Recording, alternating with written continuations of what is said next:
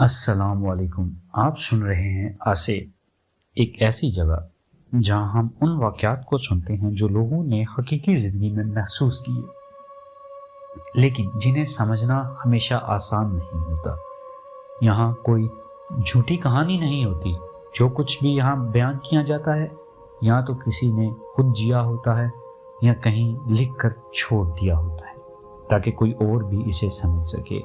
हम इन चीज़ों की बातें करते हैं जो नज़र नहीं आती मगर मौजूद होती। एक ज़रूरी बात, जब हम ऐसी कहानियाँ सुनते या सुनाते हैं तो बाज़ औक़ात कुछ चीज़ें करीब महसूस होने लगती हैं। इसलिए आपसे दरख्वास्त है कि सुनने से पहले आयतुल कुर्सी पढ़ लीजिए।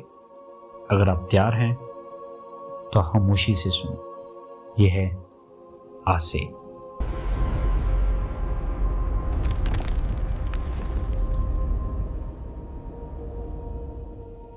आज की स्टोरी का टाइटल ब्लूम, जो कि फुटस्टेप्स का पार्ट नंबर 2। आइए चलते हैं स्टोरी पर। कुछ दिन पहले मैंने यहाँ फुटस्टेप्स, कदमों की आवाज़ के नाम से एक कहानी पोस्ट की थी। उस कहानी पर काफ़ी सवालात आए जिन्होंने मुझे मेरे बचपन की कुछ और गहराइयों में झांकने पर मजबूर कर दिया। इसलिए मैंने अपनी माँ से बात की। मेरे सवालों से तंग आकर उन्होंने गुस्से में कहा, अगर वो इतने ही इंटरेस्टेड हैं तो तुम उन्हें उन मनहूस गुब्बारों के बारे में क्यों नहीं बता देते। जैसे ही उन्होंने ये कहा, मुझे अपने बचपन की वो सारी बातें याद आ गईं जो मैं भूल चुका था। ये कहानी मेरी पिछली कहानी फुटस्टेप्स को समझने के लिए बहुत ज़रूरी है। अगर आपने वो कहानी अभी तक नहीं सुनी, आप जाके वो मेरे चैनल पे देख सकते हैं। मैंने डिस्क्रिप्शन में लिंक दी है, आप वहाँ से जाके सुन भी सकते हैं।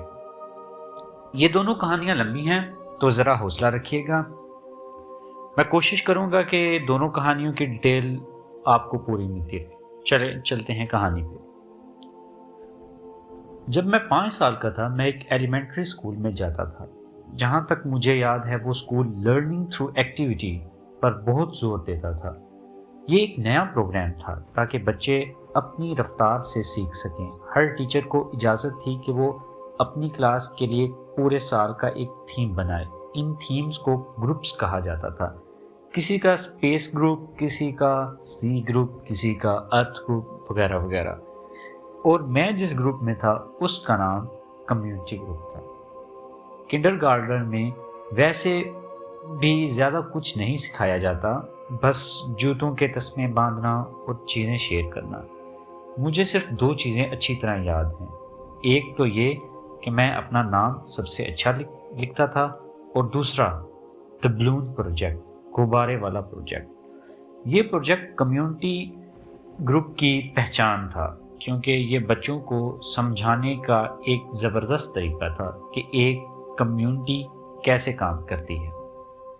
आपने शायद इस कम्युनिटी के बारे में सुना हो या ना सुना हो।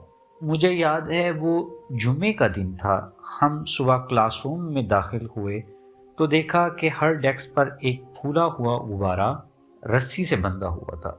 हर डेस्क पर एक मार्कर, पेन, कागज़ और एक लिफाफा यानी एनवेल्प रखा हुआ था। प्रोजेक्ट ये था कि हमें कागज़ पर एक नोट लिखना था और उसे लिफाफे में डालना था और उसे गुब्बारे के साथ बांध के उड़ा देना था। ज़्यादातर बच्चे गुब्बारों के रंगों यानी कलर्स पर लड़ रहे थे, लेकिन मैंने अपना नोट लिखना शुरू किया जिसके बारे में मैंने बहुत सोचा हुआ था। हमें नोट लिखने की कुछ हिदायत दी गई, लेकिन हमें क्रिएटिव होने की इजाज़त थी। मेरा नोट कुछ इस तरह था, हे, आपको मेरा गुब्बारा मिला। मेरा नाम डैश है और मैं डैश एलिमेंट्री स्कूल में पढ़ता हूँ। आप ये गुब्बारा रख सकते हैं, लेकिन उम्मीद है आप मुझे वापस ख़त लिखेंगे। मुझे माइटी मैक्स, नए जगह ढूंढना, किले बनाना, तैराकी करना और दोस्त बनाना पसंद है। आपको क्या पसंद है? मुझे जल्दी लिखिएगा। ये रहा $1 डक के खर्चे के लिए। और उस डॉलर पर मैंने बड़ा लिखा हुआ था फॉर स्टैम्प्स यानी टिकट के लिए। میری ماں نے کہا تھا کہ اس کی ضرورت نہیں، لیکن مجھے لگا کہ یہ میرا جینیس آئیڈیا ہے۔ ٹیچر نے ہم سب کی غباروں کے ساتھ ایک ایک پولرائڈ تصویر لی اور اسے بھی لفافے میں ڈال دیا۔ انہوں نے اسکول کی طرف سے بھی ایک لیٹر ڈالا تاکہ جس کو غبارے میں وہ سمجھ سکیں کہ یہ ایک اسکول پروجیکٹ ہے۔ آئیڈیا یہ تھا کہ اسکول سے غبارہ نکالے بنا لوگوں سے رابطہ کیا جائے۔ سننے میں کتنا مزیدار لگتا تھا۔ اگلے کچھ ہفتوں میں لیٹرز آنا شروع ہو گئے۔ زیادہ تر لیٹرز کے ساتھ لوگوں نے اپنی جگہ کی تصویریں بھیجی۔ ٹیچر ان تصویروں کو دیوار پر لگے ایک بڑے نقشے پر لگا دیتے۔ ہم روزانہ اسکول اسی امید میں آتے تھے کہ شاید ہمارا لیٹر آیا ہو۔ میرا لیٹر سب سے آخر میں آیا۔ جب میں کلاس میں آیا اور دیکھا کہ میری ڈیسک پر کوئی لیٹر نہیں ہے تو میں اداس ہو گیا، لیکن پھر ٹیچر میرے پاس آئیں اور مجھے ایک لفافہ پکڑایا۔ میں خوشی سے پاگل ہو گیا، لیکن جیسے ہی میں نے اسے کھولنے لگا، ٹیچر نے اپنا ہاتھ میرے ہاتھ پر رکھا اور کہا، بیٹا پلیز ناراض مت ہونا۔ مجھے سمجھ نہیں آیا کہ وہ کیا کہہ رہی ہیں۔ میں کیوں ناراض ہوں گا؟ اب میں سمجھتا ہوں کہ وہ ٹیچرز نے پہلے لفافے چیک کر لیے تھے تاکہ کوئی غلط چیز نہ ہو۔ جب میں نے لفافہ کھولا تو مجھے سمجھ آ گیا۔ اس میں کوئی خط نہیں تھا، لفافے میں صرف ایک پولرائڈ تصویر تھی، لیکن مجھے سمجھ نہیں آ رہا تھا کہ وہ کیا ہے۔ وہ کوئی صحرا کی تصویر لگ رہی تھی، لیکن بہت دھندلی۔ ایسا لگ رہا تھا کہ تصویر کے کھینچتے وقت کیمرہ ہل گیا ہو۔ اس پر کوئی واپسی کا سٹیمپ بھی نہیں تھا، تو میں چاہ کر بھی جواب نہیں لکھ سکتا تھا۔ میرا دل ٹوٹ گیا۔ اسکول کا سال گزرتا گیا اور باقی بچوں کے لیٹرز آنا بند ہو گئے۔ آخر کنڈرگارٹن کے بچوں کے ساتھ کوئی کب تک خط و کتابت رکھے گا؟ سب کا شوق ختم ہو گیا۔ تبھی مجھے ایک اور لفافہ ملا۔ میری امید پھر سے جاگ گئی۔ میں خوش تھا کہ مجھے ابھی بھی لیٹرز آ رہے ہیں۔ مجھے لگا پچھلی بار تصویر خراب تھی، اسی لیے شاید یہ نئی بھیجی ہے، لیکن دوبارہ کوئی لیٹر نہیں تھا، صرف ایک اور تصویر۔ یہ تصویر تھوڑی بہتر تھی، لیکن سمجھ پھر بھی نہیں آ رہی تھی۔ اس میں کسی بلڈنگ کا اوپر والا کونا نظر آ رہا تھا اور باقی تصویر سورج کی روشنی یعنی لینس فلیئر کی وجہ سے خراب تھی، کیونکہ غبارے زیادہ دور نہیں گئے تھے۔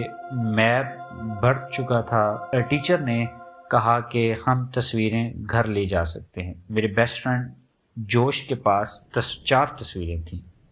میں تقریباً 50 تصویریں گھر لے آیا تھا۔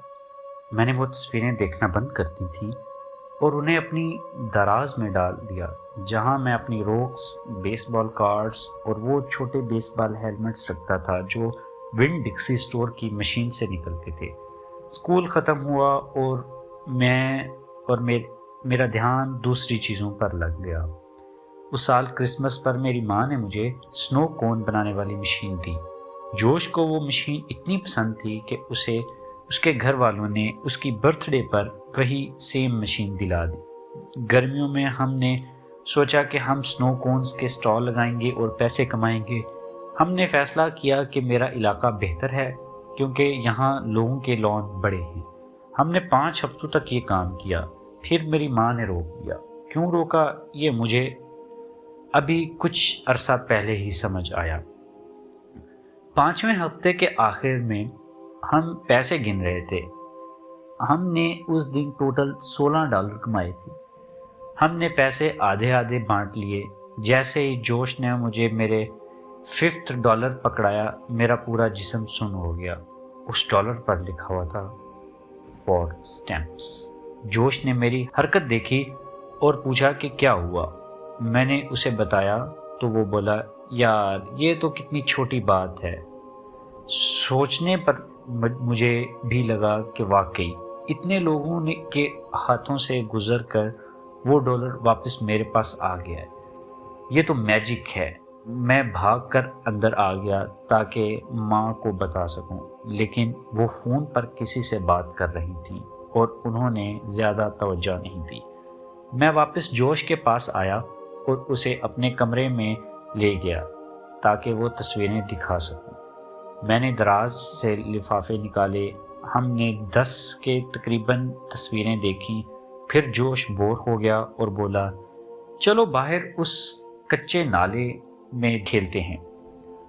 ہم وہاں مٹی سے کھیل رہے تھے، لیکن بار بار جنگل جھاڑیوں سے عجیب آوازیں آ رہی تھیں۔ وہاں بلیاں اور ریکونز ہوتے ہیں، لیکن یہ شور کچھ زیادہ تھا۔ ہم ایک دوسرے کو ڈرانے کے لیے اندازے لگا رہے تھے کہ وہاں کیا ہے۔ جوش ضد کر رہا تھا کہ وہ کوئی روبوٹ ہے۔ جانے سے پہلے جوش نے میری آنکھوں میں آنکھیں ڈال کر کہا، تم نے سنا نا، وہ روبوٹ جیسی آواز تھی۔ تم نے بھی سنی ہے نا؟ میں نے ہاں میں سر ہلایا، کیونکہ وہ واقعی کوئی مکینیکل آواز تھی۔ آج مجھے سمجھ آتا ہے وہ کیمرے کی ریل وونڈ ہونے کی آواز تھی۔ جب ہم واپس آئے تو جوش کی ماں اسے لینے آ چکی تھی۔ جوش چلا گیا، ہم نے کھانا کھایا اور میں سونے چلا گیا، لیکن میں سویا نہیں۔ اس دن کی واقعات کی وجہ سے مجھے ان تصویروں میں دلچسپی پیدا ہو گئی تھی۔ میں چپکے سے اٹھا اور تصویریں نکال لی۔ میں نے پہلی تصویر، وہ دھندلی صحرا والی، فرش پر رکھی، پھر دوسری بلڈنگ کے کونے والی اس کے ساتھ رکھی۔ میں انہیں ایک گرڈ کی شکل میں جوڑتا گیا، تقریباً 5x10 کا گرڈ تھا۔ جیسے جیسے میں تصویریں جوڑتا گیا وہ صاف ہوتی گئیں۔ ایک درخت پر پرندہ، سپیڈ لمٹ کا بورڈ، بجلی کی تار، لوگوں کا ایک گروپ جو کسی بلڈنگ میں جا رہے ہیں، اور پھر میں نے کچھ ایسا دیکھا جس نے میرے ہوش اڑا دیے۔ مجھے آج بھی یاد ہے، مجھے چکر آنے لگے اور دماغ میں بس ایک ہی سوال گونج رہا تھا، میں اس تصویر میں کیا کر رہا ہوں؟ اس بھیڑ والی تصویر میں اپنی ماں کے ہاتھ پکڑے سب سے پیچھے کھڑا تھا۔ ہم تصویر کے بالکل کنارے پر تھے، لیکن وہ ہم ہی تھے۔ میرا دماغ گھوم گیا۔ میں نے جلدی جلدی باقی تصویریں دیکھنا شروع کی۔ گھبراہٹ میں بڑھتی گئی۔ یہ ڈر نہیں تھا، یہ وہ احساس تھا جو تب ہوتا ہے جب آپ نے کوئی غلطی کی ہو اور آپ مصیبت میں ہو۔ میں ہر ایک تصویر میں تھا، کسی میں بھی میں فوکس میں نہیں تھا، لیکن ہر تصویر میں کہیں نہ کہیں موجود تھا۔ میں کہیں نہ کہیں موجود تھا، سائڈ پر، پیچھے، یا تصویر کے بالکل نیچے، کہیں نہ کہیں، کسی میں تو صرف میرا آدھا چہرہ نظر آ رہا تھا، لیکن میں وہاں تھا، میں ہمیشہ وہاں تھا۔ مجھے سمجھ نہیں آیا کہ کیا کروں۔ بچپن میں دماغ عجیب ہوتا ہے۔ مجھے لگا اگر میں نے ابھی بتایا تو ڈانٹ پڑے گی کہ میں ابھی تک جاگ رہا ہوں، اس لیے میں نے سوچا صبح بتاؤں۔ اگلی صبح ماں گھر کی صفائی کر رہی تھی۔ جب وہ باہر سے میل یعنی ڈاگ اٹھا کر لائی تو میں نے سوچا یہ صحیح وقت ہے۔ میں نے کچھ تصویریں ٹیبل پر رکھیں۔ میں نے کہا، موم ذرا یہاں آئیں گی، مجھے یہ تصویریں دکھانی ہیں۔ انہوں نے کہا، 1 منٹ رکو بیٹا، مجھے کیلنڈر پر کچھ لکھا ہے۔ وہ میرے پیچھے کھڑی ہو گئیں۔ میں انہیں تصویریں دکھانے لگا اور بتانے لگا۔ پہلے وہ کر رہی تھی، لیکن پھر وہ بالکل خاموش ہو گئیں۔ میرے پیچھے صرف لفافے کھولنے کی آواز آ رہی تھی، جو اچانک رک گئی۔ اگلی آواز جو میں نے سنی وہ ایسی تھی، کوئی ایسے کمرے میں سانس لینے کی کوشش کر رہا ہو جہاں ہوا ختم ہو گئی ہو۔ انہوں نے ہاتھ سے سب کچھ چھوڑا اور بھاگ کر کچن میں فون اٹھانے گئیں۔ میں گھبرا گیا۔ موم سوری، مجھے نہیں پتا تھا کہ یہ کیا ہے، پلیز غصہ مت ہوں۔ وہ فون کان سے لگا کر ادھر ادھر تیزی سے چل رہی تھیں اور چیخ رہی تھیں۔